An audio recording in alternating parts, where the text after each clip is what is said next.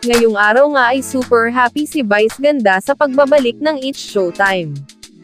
Sa post ni Vice Ganda sa X, bago magsimula ang pagbabalik ng nasabing programa, ay may maigsi pa itong mensahe para sa madlang people. Excited much. I miss you madlang people. Let's have fun today. Super happy naman ang netizens sa pagbabalik ng It's Showtime. Yehey! Welcome back, at It's Showtime na family. Excited din kami see you and Noy mamaya with Showtime family. We love you. Welcome back It's Showtime family.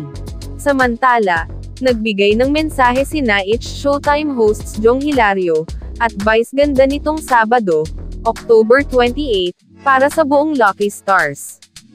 We are forever grateful na may tahanan kami na ang tanging hangad lamang ay magpasaya sa abot ng aming makakaya, sabi ni Jong.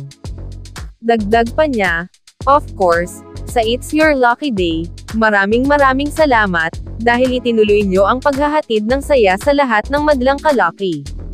Syempre si Luis Manzano, and of course the Lucky Stars, maraming salamat. Saludo kami sa inyo. Sumeganda rin si Vice para batiin at purihin ang nasabing show ni na Luis na hindi maitatangging minahal na rin ng madla. Congratulations sa It's Your Lucky Day. Ang ganda-ganda nung na-provide nilang entertainment at pagsasalo with the madlang people. Maraming salamat. Congratulations sa inyo, Luis, at sa buong grupo ninyo. Thank you very much. Saad ni Vice. Muling pinaalalahanan ni Movie and Television Review and Classification Board ang lahat ng television networks, block timers, producers, at distributors, na tiyakin na ang mga suot ng mga talent, ay ligtas at angkop sa kanilang mga gagawin. Maging ang mga bibitawan na jokes o pananalita ng mga nasabing umeere na mga programa. May inilabas nga ang MTRCB na memorandum, dahil daw sa magkakasunod na wardrobe malfunction sa ilang live TV programs. Natiyak applicable rin ito sa mga ginagawa ng ibang TV host.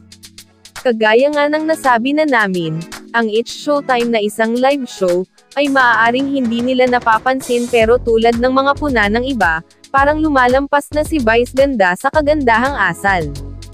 Ayon pa dito ang mga live television programs tulad ng noontime variety shows, at talk shows, ay kinakailangan na mag-superimpose ng katagang parental guidance sa TV screen, sa buong airing ng programa.